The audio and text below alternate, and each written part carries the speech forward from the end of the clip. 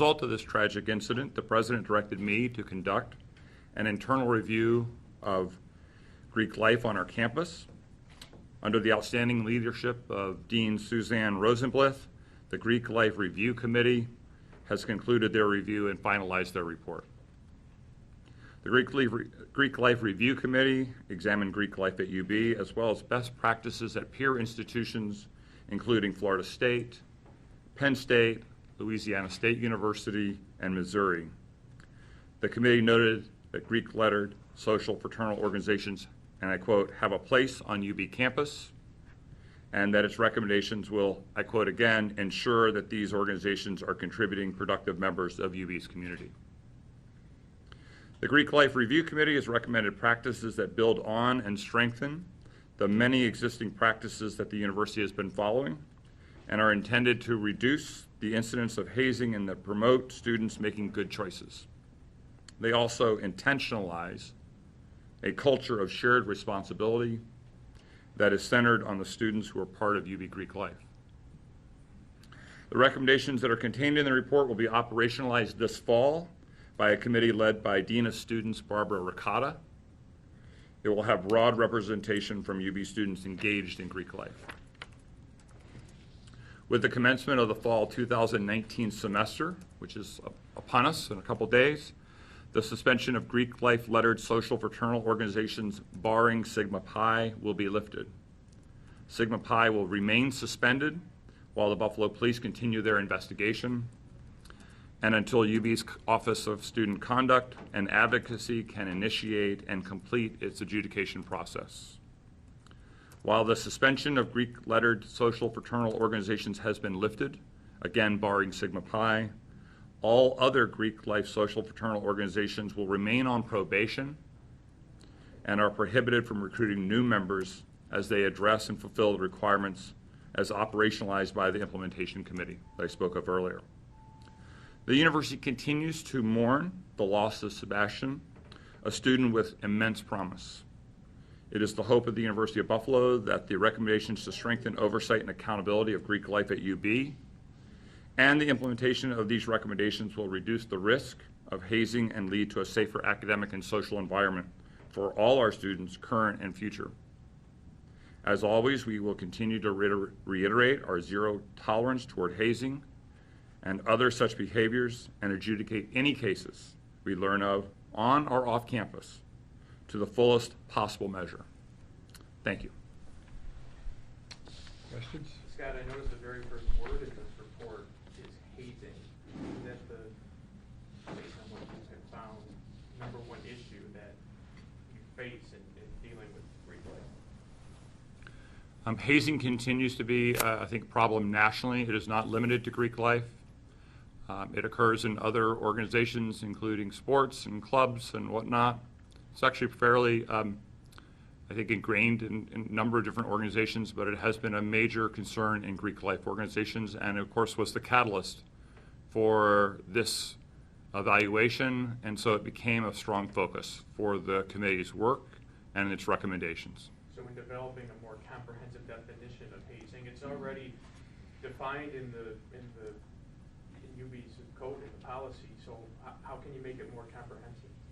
I think one of the things we realized through our investigation that we had multiple definitions, and sometimes those are appropriate. There are legal definitions of hazing as well as sort of operational definitions of hazing. We're trying to make that clearer for our students, as well as providing more accountability and education for our students. I know we already do that. I think I said earlier we're going to build on, I think, the strong programs we already have. But I think one of the things we need to do probably is make some of these things just a little bit clearer. One of the things we have, we talked about it was, I think, recommendation number one was developing a scorecard, which includes a lot of information. I think many times students and others can digest material that's easier to, sort of assimilate through that kind of process. And so I'm expecting that to provide some positive results. Can you be determined at this point? John, I'll let you call. Where can they find the results of that scorecard? Will it be prominent on the UB website? Oh, yes. Yeah, so the question is where will the scorecard will be very public. It will be published annually. The actual parameters will be decided on by the implementation committee, and I think if you have a copy of the report, You can see in Appendix 1 or Appendix A, I'm not sure which it is, so I can't remember. There are many different parameters. I think our goal will be to decide which are the most important in terms of the culture at UB, and to provide a very transparent and readily available at all times. So it will probably be always the last year's report, sort of like your own report card, but that's how we envision that process working. When it comes to the alcohol and hazing violations that are on that scorecard, is it the responsibility of the person reporting it? Is it, I guess, the victim of this incident, or would it have to be the chapter president that has to report these incidents?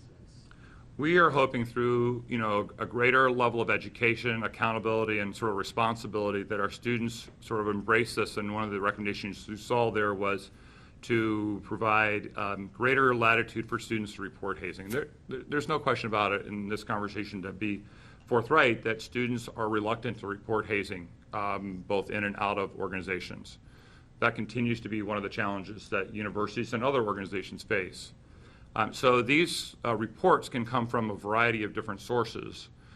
Often they come from incidents that the police department work on, but they often will come from other students, and we're hoping that other students will increase their level, and again, as a part of a shared responsibility, report more of this, recognizing that, again, trying to use a Good Samaritan approach to this, that we will take that into consideration when we're adjudicating those student conduct cases. Can you be determined or not whether this is in fact a hazing incident? This investigation is still under investigation. The incident is still under investigation by the Buffalo Police, and I can't comment further. But can you be determined at this point, based on the information that you have, whether this is a hazing incident or Sure. not? We'll conduct our own investigation after the Buffalo Police Department, which is the sort of normal protocol after they've completed their investigation, and we eagerly await their completion. Why are you comfortable with, or why is the university comfortable with many of these organizations still continuing given the circumstances? The committee, I think, through their process, evaluated the benefits and some of the challenges of Greek life on not only our campus but other campuses. In their determination, they weighed, I think, many factors, and thought that in the end, that their contributions to the university as a cultural center for about 5% of our population contributes to, and participates in those, but at the same time recognize that we could do a better job. One of the things that I think is important to remember, especially in the Northeast, there's a different culture of fraternity and Greek life, that most band organizations do not go away. They simply exist in a completely unregulated and unsupervised format off campus. So the idea was that banning them would not necessarily provide the benefit that you might expect to accrue by banning them. They will simply go underground, and where the problems can be often worse. So the goal is to work very closely with these, have a higher level of accountability with these organizations, provide more education. And none of our policies are going to be foolproof. It's not that we expect perfect scorecards in this process, but it's our belief that through this process that the student groups, again, with a greater level of shared accountability, better education, clearer policy, and a greater responsibility by both us and the student groups, that the conditions will improve. And then after a couple of years, we're going to evaluate whether our assumption is correct. And remember, we retain the right to make continuing decisions regarding the future of Greek life at all times. But we did want to say that, as you probably read in the report, that after a couple of years, we will do a thorough evaluation of how the recommendations, policies, and procedures that we put in place and the participation of our Greek life community have changed or not changed the outcomes of this process. When you talk about the Good Samaritan, part of this in the recommendations, there was video out there of the students bringing the other student out on the front lawn of that home and leaving him. Can you give us more a sense of what you're instilling on that, and are you worried about any criminal charges? I won't speak to the specific incident that you've referred to. But what I would say is that if you have been a student of these types of episodes across the country, that the type of behavior that you're describing has not been unique. And I think one of the things that we need to do to challenge our students is that in the spirit of all humanity and dignity, that they have a responsibility to be protectors of their fellow students and their fellow students' health and well-being. And so do I hope that an expansion of that policy will lead students to make better decisions if that's needed? Absolutely, I do. We'll find out whether that's correct. Alex? I believe you had mentioned that no new recruitment can take place with the fraternities and sororities until all of these have been implemented. So is there a specific timeline for them to do it? Sure. Who do they, who I guess checks all the boxes Yep. to make sure that they do it? And then at what point, when can they start bringing in new students? Thank you for the question. So as you will see from the release, you've probably had a chance to peruse, we have an implementation committee that is being formed. It's essentially formed, but our students are just coming back now, and we want to have strong representation from our Greek life, and so we're just finalizing the student membership of that. That group's work will commence immediately. It has strong membership from not only the UB students, Greek life, but also the organizations on campus that are responsible for managing Greek life. And I think collaboratively, they'll develop a series of implementations, essentially operationalize the recommendations, of which there are 14 of in the report. Because of the number of recommendations there are, and some of them are fairly significant, we've asked the committee to work very, very diligently, and then in sort of collaboration with our Greek organizations. So my expectation is, without trying to give you a final date of when it can be done, because I think this will be a rolling process, but it will be, I would not be surprising to me if different organizations would come off probation at different times as they become responsive to meeting the expectations of that policy. So I think you can imagine this, or they're translating the recommendations into concrete actionable steps. Those steps are then shared. Obviously, they're developed in concert with the Greek life community. They are then given to the Greek life community to fulfill, and as they respond to those, and as they meet some threshold, which is still to be decided, then we would lift the probation. Would you say that there's a chance that some of them could even do that within this fall semester? It would not be my expectation they would be able to do that. What's your message then to the students who specifically came to UB because they heard about the Greek life here and said, I want to be a part of it, but they can't get into it their first semester, possibly even longer? I would say the university's responsibility is to provide the very best education and to make sure that we provide the safest environment. And we do not believe that until we implement these recommendations, we are fulfilling that promise. How many Tom, hold on a second. Tom's got a question. Did this committee look at it all, or is there maybe other work being done to look at the illegal, unofficial fraternities and sororities that operate outside universities' purview? They did, and I've been interested in this myself as not a person who's necessarily been engaged in that work for a long time. This is a problem that's sort of uniquely in the Northeast in the United States. It is not generally a problem that tends to campuses have in other areas where fraternities have a longer tradition, and I think of the South and sort of some of the Midwest states. It seems to be, from talking to the presidents of the National Panhellenic Council and the Interfraternal Council, that this is a problem that they deal with at many universities in the Northeast, and so somewhat uniquely Northeastern for some. I don't know the cause of that. So one of the recommendations has been as to how we might engage some of the organizations that continue to exist on campus to bring them into better compliance. That really is going to be up to them as to whether they wish to do so. Some of these organizations have been banned from the campus many, many years, and they continue to thrive.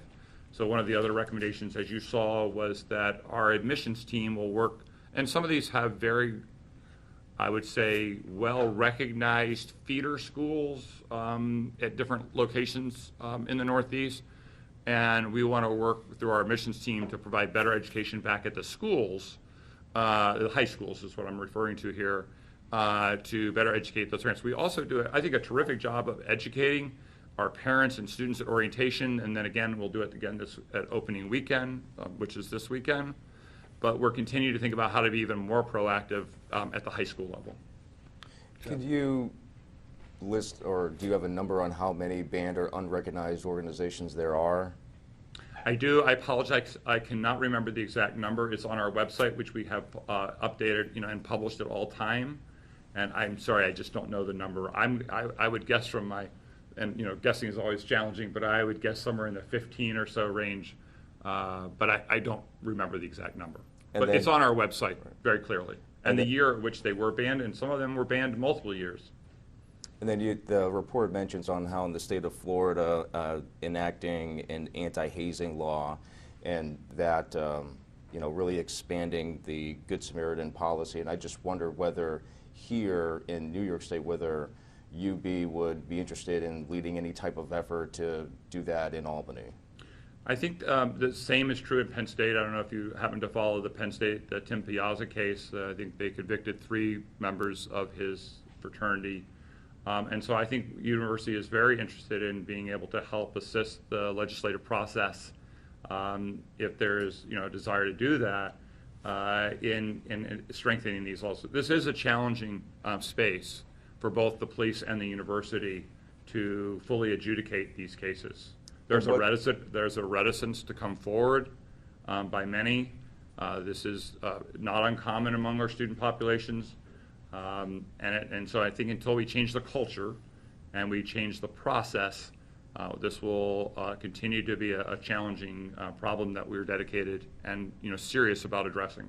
And what specific law could you see in New York State that would be I'm not interested in- prepared to talk about a specific law. I apologize.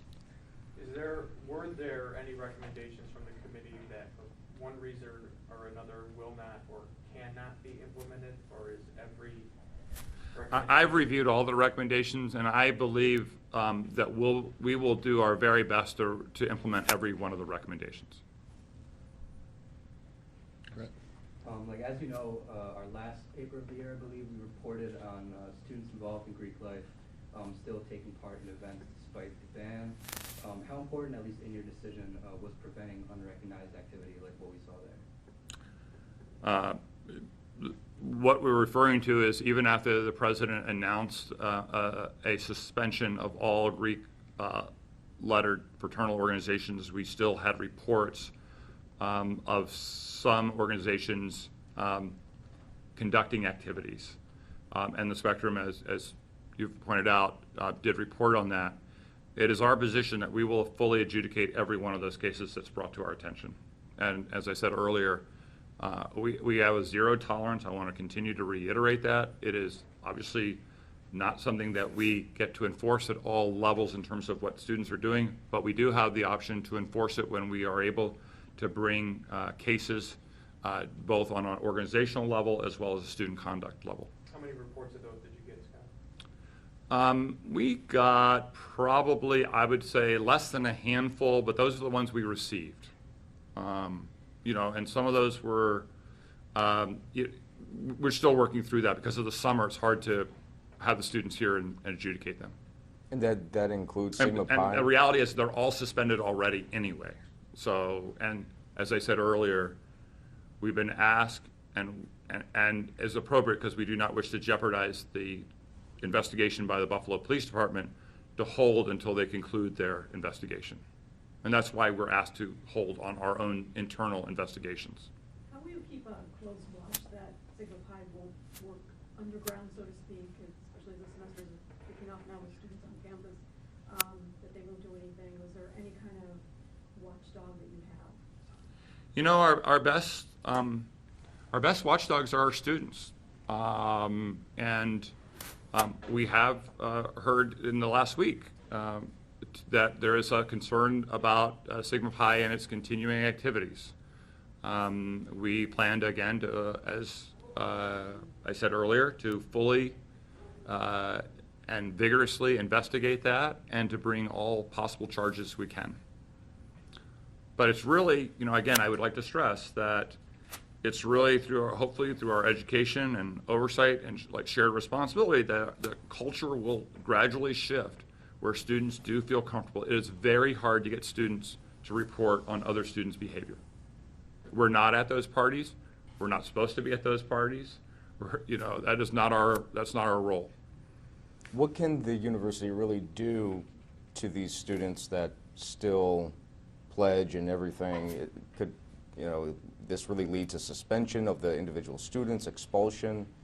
Well, the most serious outcomes of our student conduct process, which have resulted from prior incidents in hazing incidents, have been suspension or expulsion from the university. Yes, we have that. That is one of the outcomes from this process. Alex? Have you talked with Sebastian's family further throughout this process and, you know, kind of gone over what you guys outlined with them? We have. Thank you for asking. And we continue as we have such deep sympathy for Sebastian's family and friends, and as a university, we continue to mourn his loss. We were in contact again today. It's not the only contact we've had since then. They are supportive. They obviously are hopeful that the Buffalo Police Department concludes its investigation soon, and they look forward to our investigation that would commence thereafter. Does the university expect any type of lawsuit, or has it received any type of notice of claim for wrongful death or anything related to the incident? I am not prepared to speculate on that at this time. Tom, did you have a question? Yeah, obviously this incident, potential hazing incident happened in the University Heights neighborhood off South Campus. That's where a lot of these Greek life parties happen and activities. Did this report, or again, other work being done to address the incidents that happened in the University Heights neighborhood that's, you know, technically off South Campus? Yeah. One of the recommendations that came out of the committee was to ensure that Greek life organizations, and it gets back to a little bit of an earlier question, while we're not necessarily watchdogs, was to require our Greek life lettered fraternal organizations to provide the addresses of their members and their current addresses, not their permanent home addresses, but their current Buffalo addresses. We believe that would be helpful and would allow us to do sort of some greater level of oversight. We're not in the home inspection business, but it does help for us to understand and know where our membership is living, so that if there are sort of incidents that occur that aren't necessarily at the level that the one we're here today to discuss, we can maybe be more proactive because we know that is a place where some of our students are living that may want to, we may need to help them and get them with some better understanding of what their responsibilities are. On that same note, UV is one of a campus that doesn't have a Greek row sponsored by the university. Is that a discussion that you could have to have more regulation? Certainly many universities have adopted that model. We have just completed a housing master plan, and that is not part of our future plan. Is it the real reality that it is impossible to completely root out hazing in a university this size? I think we're completely realistic about this. I don't think that the recommendations we've put forth today are going to put a zero stop to this, but I do think that over time, and it's our responsibility again, and it's an educational institution, but one where we, you know, have many, many young people who are forming sort of lifelong habits to, again, provide better education, greater oversight, greater clarity. So the goal is to reduce those, and we're going to see whether that actually plays out or not over the next couple of years, and we kind of do our post-evaluation of that in about 2 years, as the report suggested. But do I expect after today that we'll never have another incident? No, I don't expect that. One last question, anybody? There a chance that there would be like house checks to random house checks in order to? I think that's actually something for the implementation committee to consider, and what is the legality of that. We work very closely with Amherst Police Department and the Buffalo Police Department. I think that relationship has significantly been strengthened over the last several years. They've been great partners in this process with us. So I think that's really one of our strongest mechanisms to do this. But I think, you know, the committee will consider many different options. Thank you so much. Was Sigma Pi one of the organizations that was still operating or meeting when they weren't supposed to? I don't think we have any reports of that. Okay, thanks, everybody. Appreciate it. Thanks, Scott. Thank you. Thank you very much.